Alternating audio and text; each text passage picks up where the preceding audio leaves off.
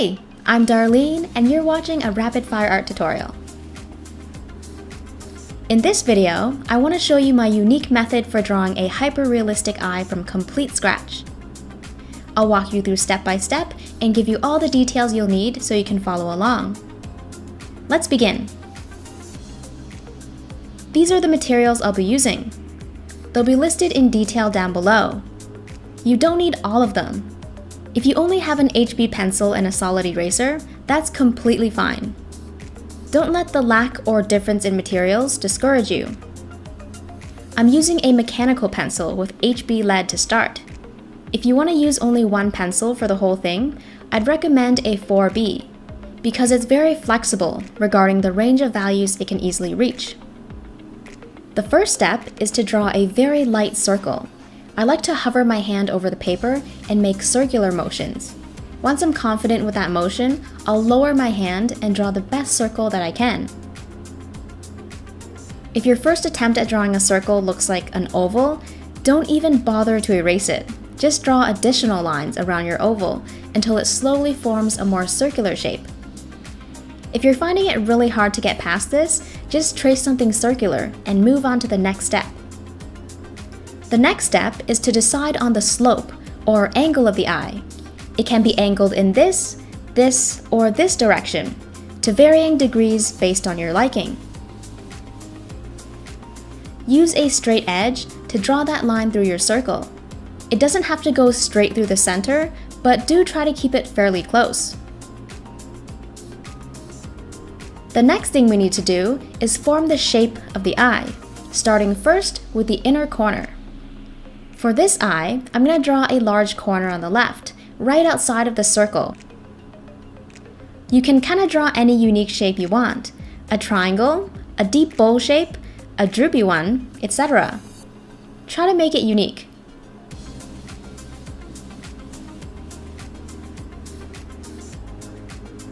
Moving on to the top eyelid. It's going to arch all the way across the circle and end at this intersection here. Just draw a stroke up, across, and then down.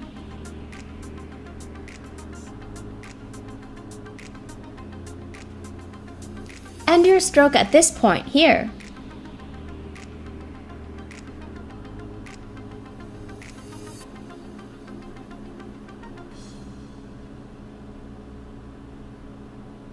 For the bottom lid, we'll need to draw a more shallow curve.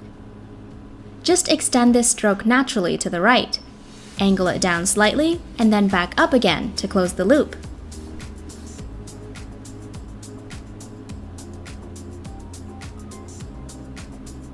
That completes the eye shape. But there's one more thing, and that's the upper eyelid crease. This crease forms when we open our eyes. Just use the shape of the top eyelid as a rough guide to follow along. Starting at the edge of the circle, I'm going to draw a crease that stretches all the way to the right, ending above the straight line.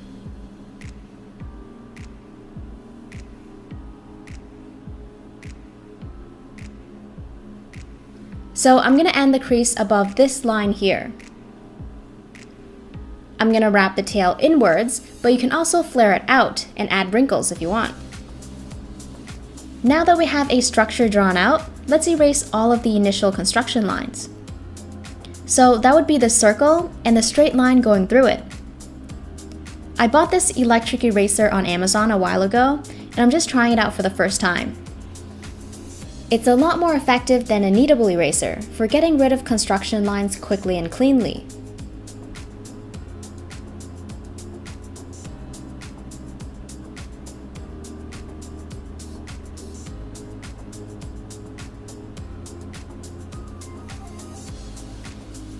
Time to draw some details in the eye. Where the inner corner of the eye opens up to the eyeball, draw a very faint, shallow curve to separate the two zones. I'm going to draw the iris next. For sizing, a good rule of thumb is for the iris to take up about 2/4 of the eye horizontally. For this measurement, I'm not including the inner corner of the eye.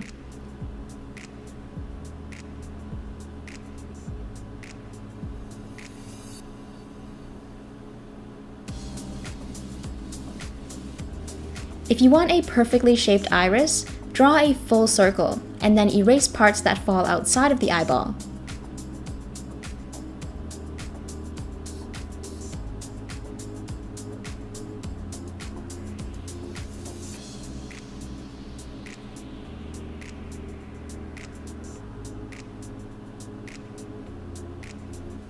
Let me just erase the top part.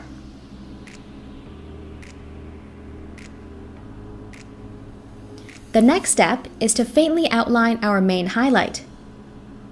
I'm going to draw a reflection from a rectangular light source, such as a light box or a rectangular window. You can choose any shape you want for this step: a circle, oval, or two rectangles on either side. You can really get creative here. Since the eyeball is a round surface, don't forget to skew the shape of the reflection so it wraps around the curvature of the eyeball. This will help give off the illusion of roundness. You can make your shape more unique by throwing in some obstacles as well. For example, a photographer's head blocking the bottom left corner of the light source. Let's draw the reflection now. You can draw yours anywhere, but I prefer to place it inside the iris for an intense contrast after all the shading is done.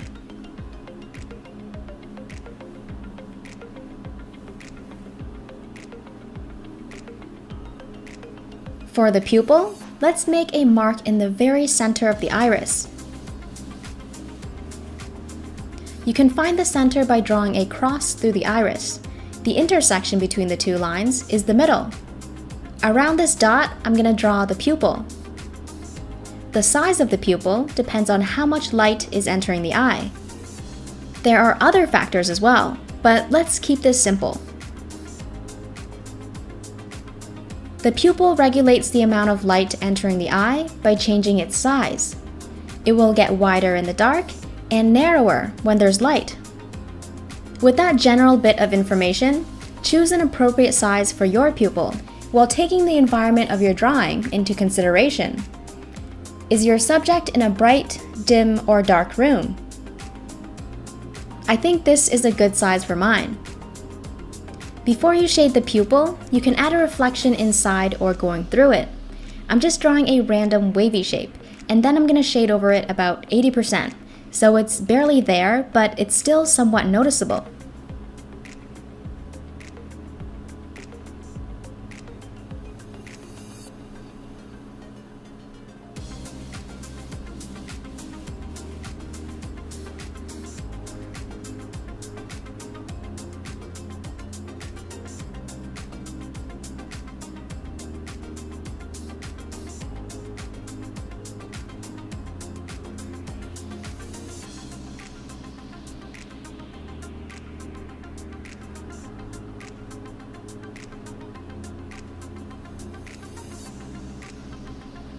Next is the iris. We're going to give it a lot of detail. To make the ring of the iris look less like an outline, let's thicken it slightly and blend it so the edges look much softer. You can blend using your pencil by slowly working around the edge, creating lighter and lighter lines until it fades to white. Or you can use a blending stump to smudge the graphite. Light smudging will result in light marks. Do this all the way around.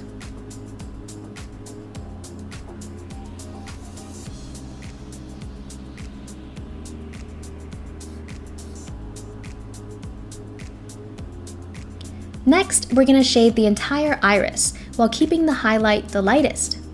We want to keep it as clean as possible. If you're drawing a light colored iris and the outline of your highlight is fairly dark, you might want to lighten it up before you start shading. Since I'm drawing with a mechanical pencil, I need to thicken the lead by holding it at an angle and scribbling until the strokes become thicker. This will help you shade more smoothly. When you shade with a pointy or thin edge, it's going to look really scratchy. It'll be very difficult to shade smoothly. Remember that thick strokes are easier to blend. Also try to keep your strokes close together for a smoother texture. Just give the iris a light shade of gray for now. It doesn't have to match the iris ring. Okay, let's think about the lighting for a bit, and how that affects the eye and where we should add shadow. Based on the reflection in the eye, we can tell that the light comes from the top right. Since the eyelid comes out in front of the eyeball, there's going to be some light blockage just below the top eyelid. Let's draw that cast shadow on the iris, since we're only focusing on the iris right now.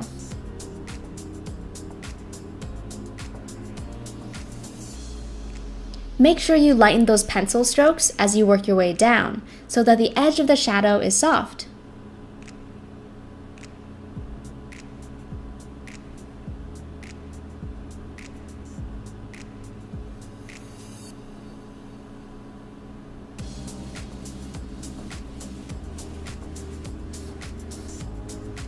If you want the iris to be a darker color, you can shade it further. That's totally up to you.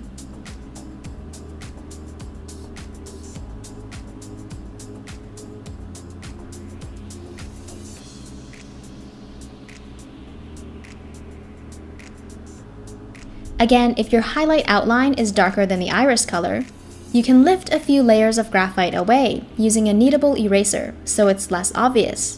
Just roll your eraser to a fine tip and dab lightly. If you don't have a kneadable eraser, try to shade the iris just enough so that the outline is barely visible.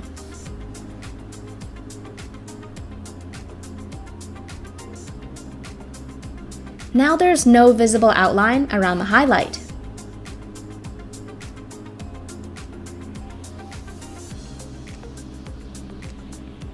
If you want, you can leave the iris like this. But if you want to give it a lot more detail, please continue. Draw a faint wavy ribbon surrounding the pupil.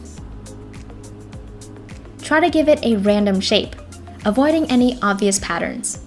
The more random it is, the more realistic.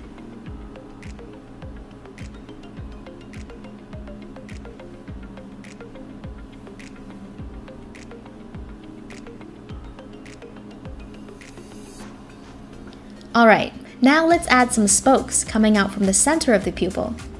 Make sure your lines radiate from the very center. It'll help to start your stroke from the center of the pupil and work your way out towards the ribbon. So instead of doing this, we're going to do this. You can vary the darkness and thickness of each line for higher realism.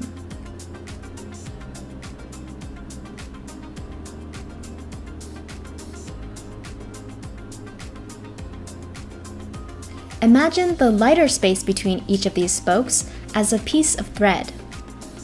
Some of them are straight, others can be curved, but what they all have in common is they generally radiate outwards from the very center of the eye. These threads disappear into the hole, which is the pupil.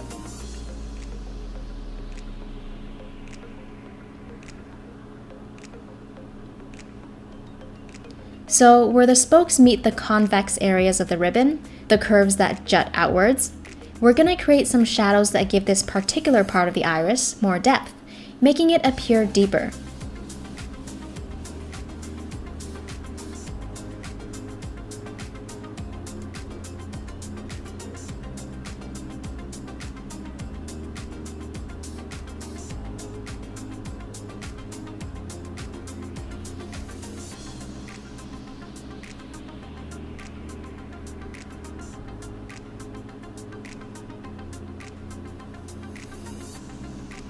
To create a more realistic edge to the pupil, round off the end of each thread, ever so slightly.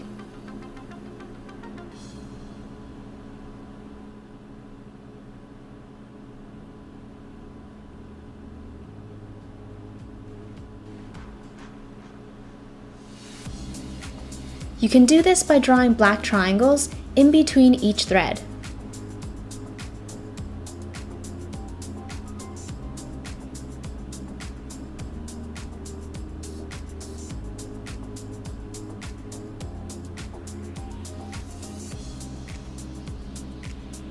So we worked on the inside of the ribbon, but there's also the outside. Just draw tiny threads squiggling outwards and gradually disappearing as it nears the edge of the iris.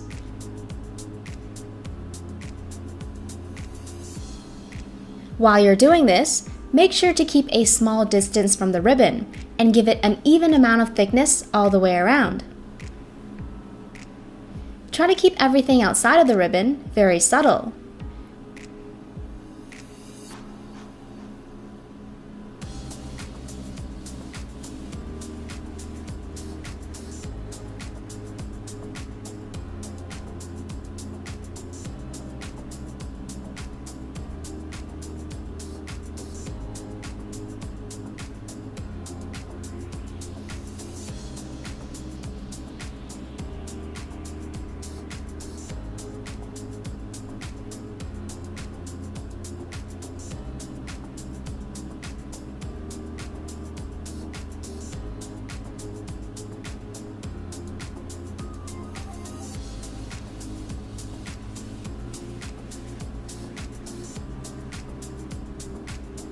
Where your thickest, most prominent threads intersect with the ribbon, join the two sections together to form a vein-like structure.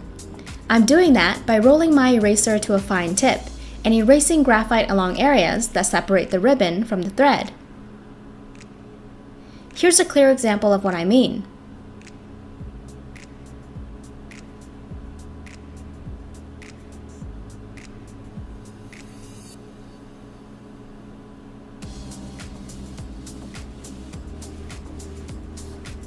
Once all the threads are drawn, you can randomly darken the spaces in between to add depth to your iris.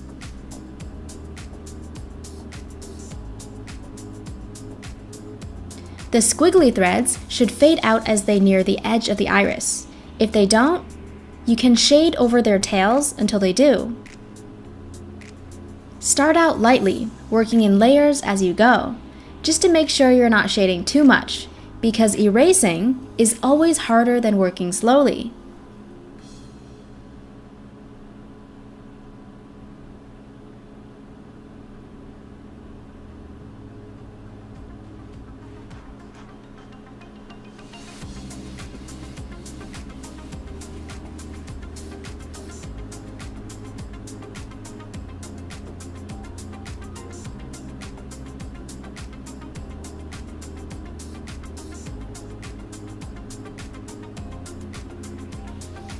If you're happy with your iris, move on to the next step. We're going to come back to this later to add more depth, but for now, let's finish the rest of the eye. The next step is to shade everything else in, starting inside the eye and then later, the skin. This inner corner has sort of a soft yet bumpy texture to it, so as you shade it, create a few bumps of different shapes and levels of protrusion. For more info on how to shade, click on the video above or in the description box below. Try to keep the shading fairly light for now. Once we have everything else shaded, we can come back here to lighten or darken, depending on how the rest of the drawing looks.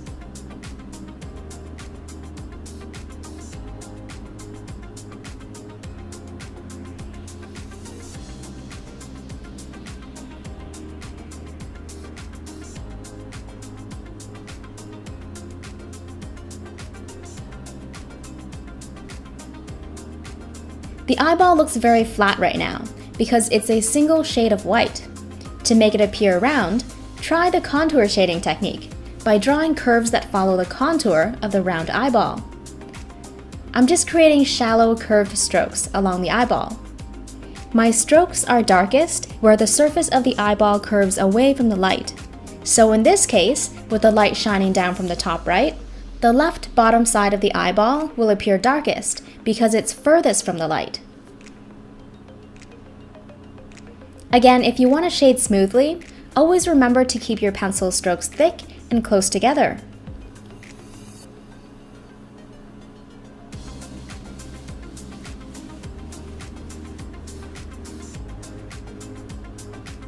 Surfaces that face the light directly will be the lightest. Overall, the right side of the eyeball will appear brighter than the left side because the light is coming from the right.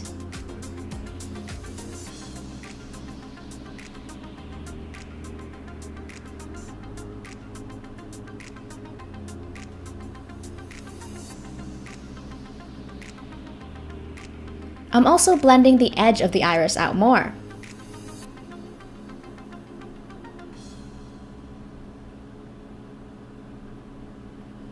You'll notice that I'm completely shading in the eyeball, leaving the rectangular reflection as the only thing that's white. This will make it pop out like crazy.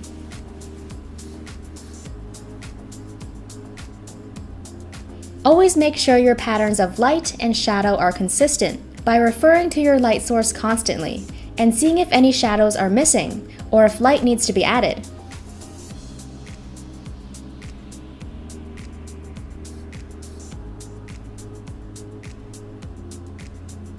Remember when we added a cast shadow right here because the eyelid was blocking light from reaching the eyeball? Let's shade the white part of the eye in the same way.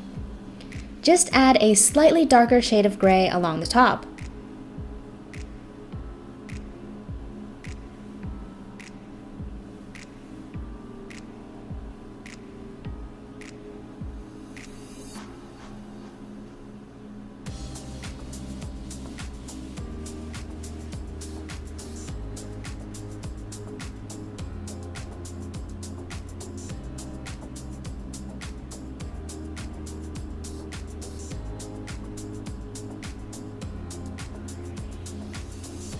Okay, we're done shading inside of the eye for now.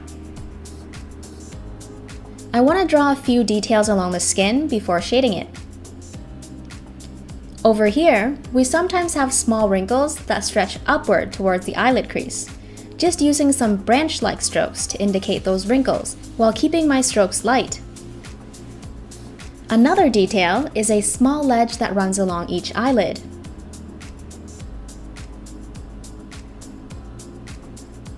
In real life, there are no lines to indicate the edge, just a slight difference in skin color. So when you draw this line, please keep it as faint as possible. The more the top eyelid comes down or closes, the less we'll see of the upper ledge. Let's use the contour shading technique to shade the skin. Just follow the shape of the eyelid or the crease and fill in the skin color slowly. So instead of shading in this direction, we're simply going to follow the eyelid shape.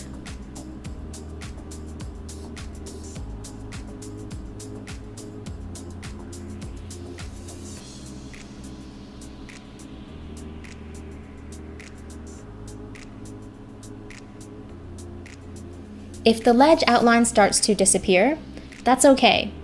You don't want it to be too obvious, but you also still need to see that it's there. It's going to help us later on when we draw the eyelashes.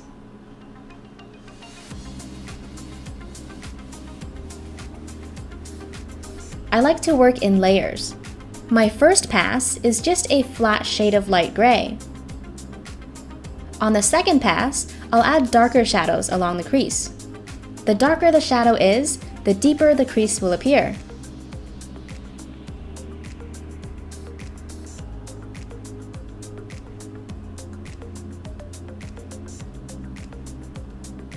To stay consistent with patterns of light, I'm shading the right side lighter than the left because my light source comes from the top right side.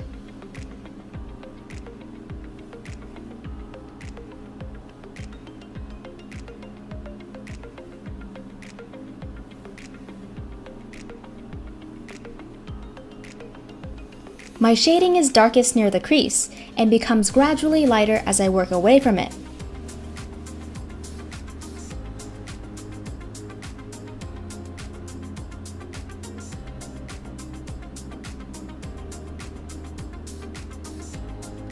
Same contour shading technique down here.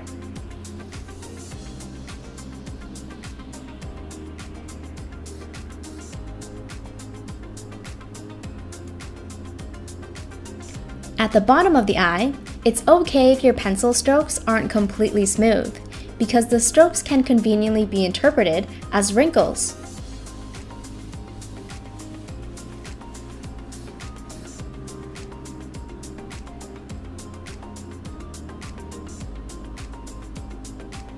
Directly under the ledge, I'm going to shade the skin a little bit darker. This will make the bottom of the eye appear less flat.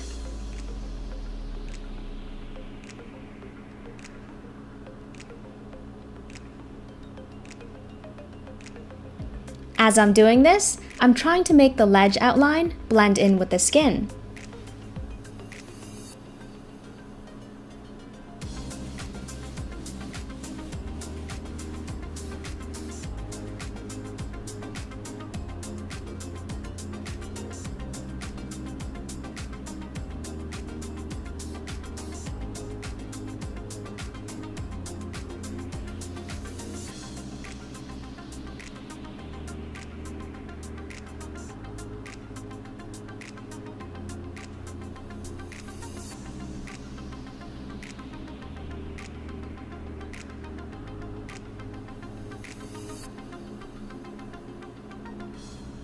This part is optional, but I'm adding a few wrinkles under the eye, using strokes that are sort of disconnected. The darker the stroke, the deeper and more unrealistic it will appear.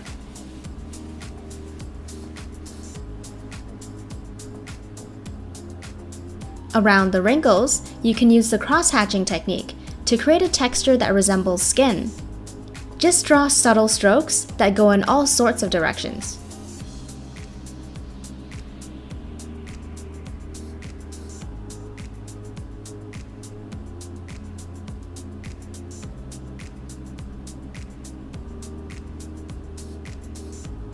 Let's shade up here as well.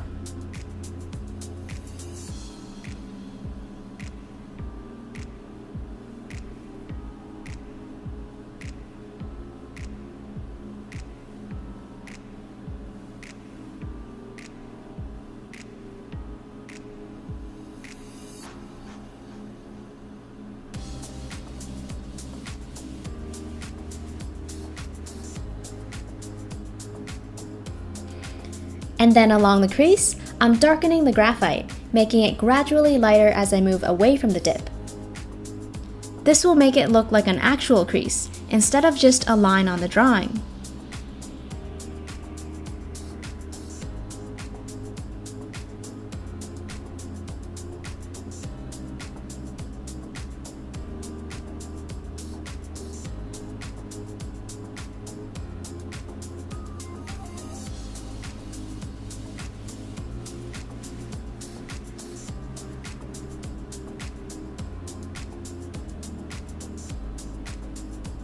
You can skip this next step if you're satisfied with the level of smoothness in the skin.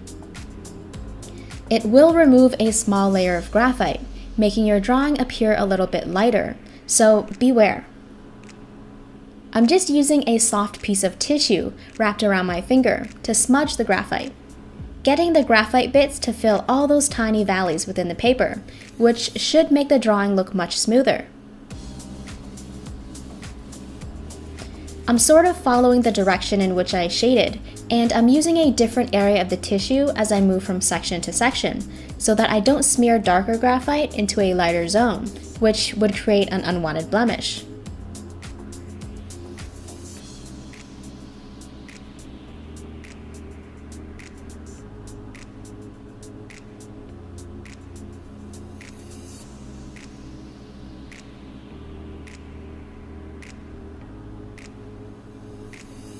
I'm also avoiding everything inside the iris because I don't want any of those details to be blurred and to keep that reflection clean. Again, as I mentioned, the drawing will appear a little bit lighter after you've done this. Here's what it looked like before I used the tissue paper and after. I'm just going to go back in and darken some areas again to bring back the level of depth that was lost.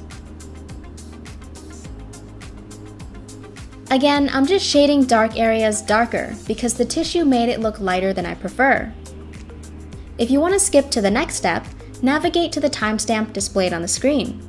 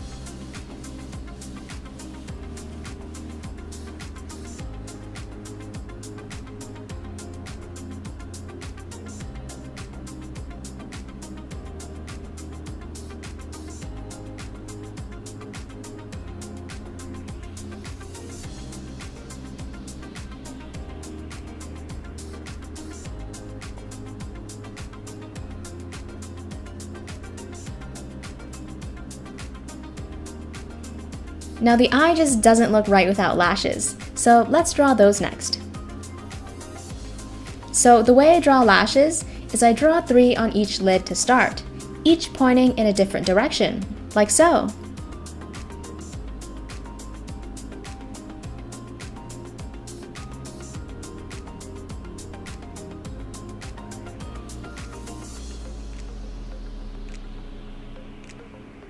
Once you have the 3 lashes drawn on each eyelid, the rest should be very simple to fill in.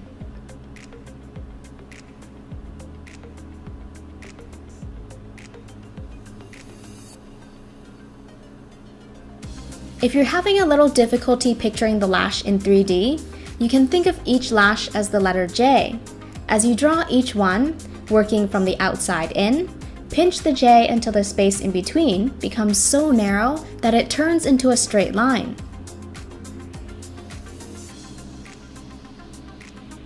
Now, if you want to be safe and plan out the shape and position of each and every lash, you can do so by drawing them in very lightly, so they'll be easy to erase. This step is best done with the pointiest edge of a thin mechanical pencil. Mine is a 0.5 millimeter.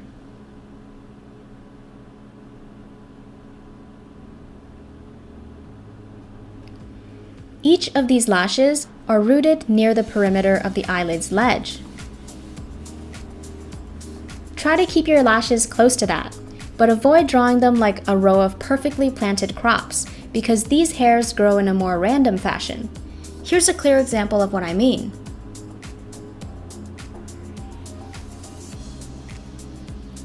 I'm gonna go ahead and draw them in fairly dark using a 4B lead. This will allow me to create darker strokes that don't require much downward pressure. If you want to draw lighter hairs, stick to an HB or harder pencil. When drawing lashes close together, you can make the ends meet, forming a triangle or a tent. Keep in mind that some randomness will look a lot more natural. Some lashes do grow in random directions, so it's good to toss in a few that deviate from the majority. So instead of drawing all the lashes in a boring, predictable pattern, create some randomness, like this example.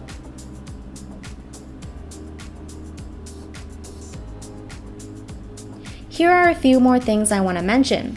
The bottom lashes are usually much shorter and thinner than the top, and lashes closer to the inner corner of the eye, whether they're on the top or bottom, are the shortest and thinnest of them all.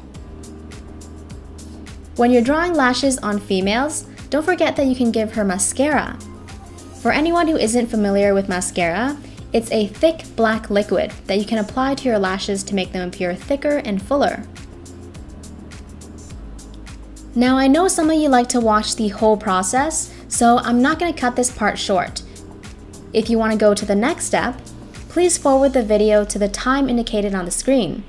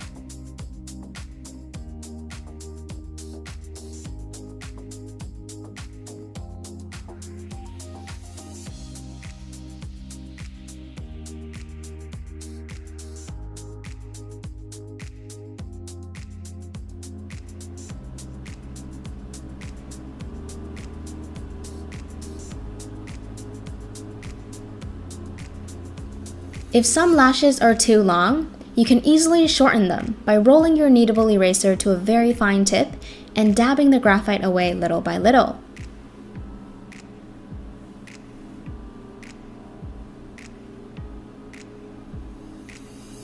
Okay, I'm done with that. Now, since I added a new element to the drawing, lashes, I will need to include a few small details resulting from that addition. With these new lashes growing out of the skin texture may look slightly different than before. What do I mean by that? Sometimes a bump may form at the root of a hair. Here's a really exaggerated example of what I mean. Some people may have larger bumps than others, and some none at all, from my observation. So if you want, you can follow me with this step or skip it completely. It's up to you. Such bumps will create shadows, no matter the size. Let's shade the bumps along the root of each eyelash.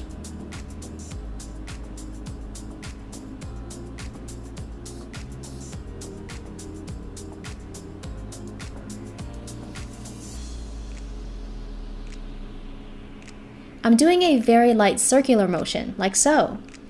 I'm being really sloppy because the skin here is almost hidden behind the thick wall of lashes. But I still want some of that skin texture to show through. It's just a small added detail.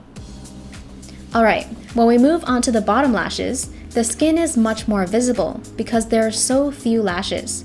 So we can't really be as sloppy. Let me draw another diagram, zooming in on the hair and skin bump. The light comes from above, so the shadow will be located at the base and underside of the bump. I'm shading in tiny circular motions for added texture. This diagram is also exaggerated. Let's draw more subtle shadows than that.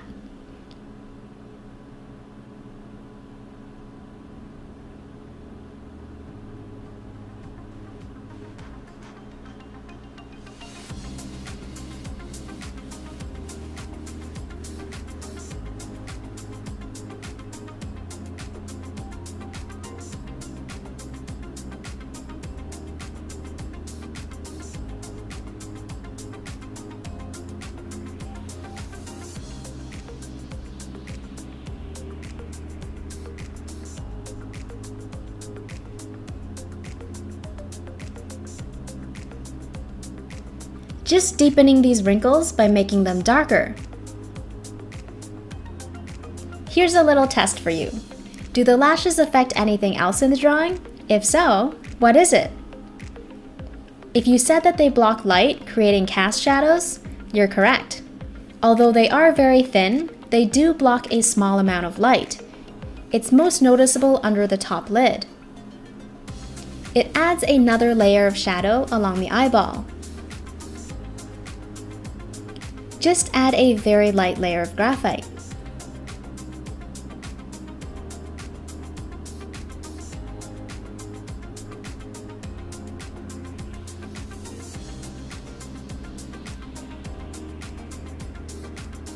Since we're working around this area already, let's add a bunch of lash reflections at the top of the rectangular highlight.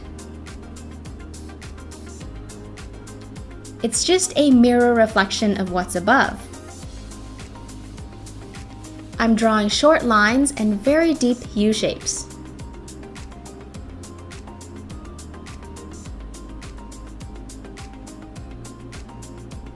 Hold on, let me add some darker shadows here.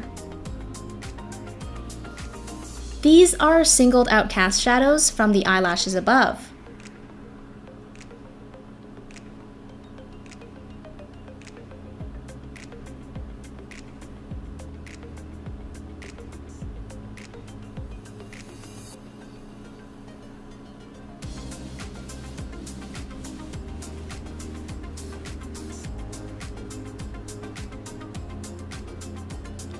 The next and very last step is to make the drawing pop out of the page. Take a step back or a few steps from your sketchbook and look at where you could darken or lighten the eye. This step is super fun, but you have to make sure that your eye is fully or almost fully shaded in order for this step to really make a difference. especially if your paper is white. There shouldn't be too much paper color showing through. If there is, try to shade a light layer of graphite over the area. I'm still using the 4B lead. Just gonna go over the darkest areas and deepen those values further to create a higher contrast. In other words, I want to create a bigger difference between dark and light. Just going in and making dark areas darker than they were before. This gives the drawing more depth. If you're using an HB pencil for this, it might be difficult to create these dark values because the pencil is meant for lighter work. If your paper starts to become wrinkly due to all the friction, it's probably a good idea to leave it at that. I'm not going to narrate this because I'm just amplifying dark values, so if you want to skip to the next step, navigate to the timestamp displayed on the screen.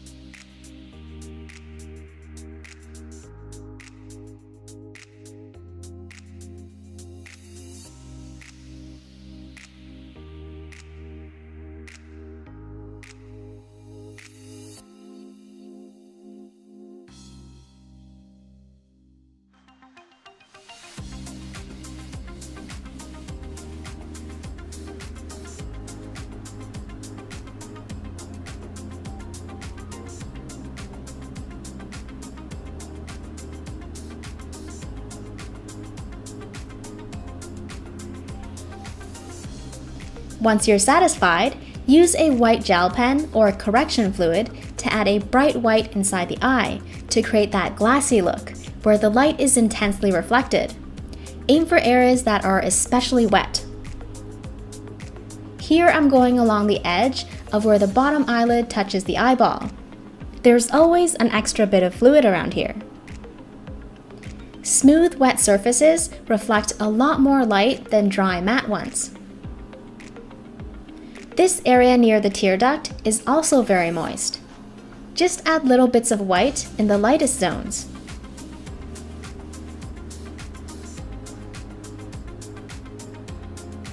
Just gonna use this gel to increase the size of the main highlight and clean up some of those eyelash reflections. I'm not gonna color the whole thing white because it's good to have some slight variation in value. It's very rare for a large area to be completely white, or on the other hand, completely black.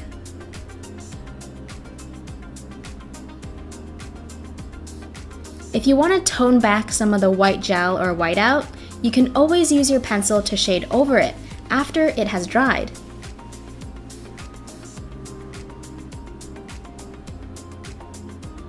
If you don't have a white gel pen, pencil, crayon, or correction fluid, just use your eraser to lighten these zones as much as you possibly can.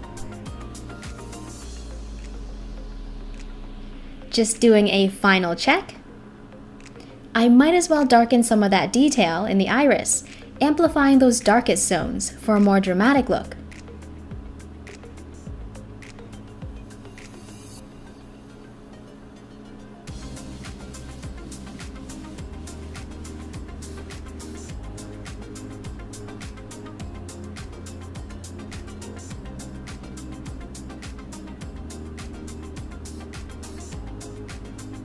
Let me show you the difference.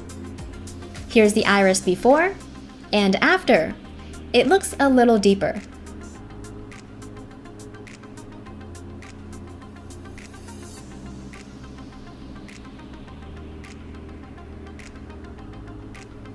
Now, if your eyeball doesn't look round enough, you can always darken the values some more until it takes on the right shape.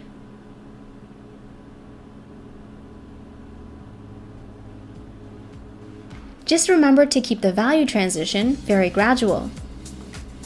A hard edge, such as this, may break the illusion of a round surface.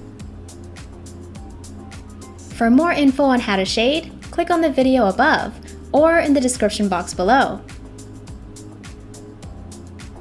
Alright, I hope you guys enjoyed that and found it easy to follow. If you did, please give the video a thumbs up and let me know how it went for you in the comments. Also, if you have any questions, I'd be happy to answer them. Thanks for watching, and don't forget to subscribe to my channel and hit the bell icon to get notified every time I post a new video.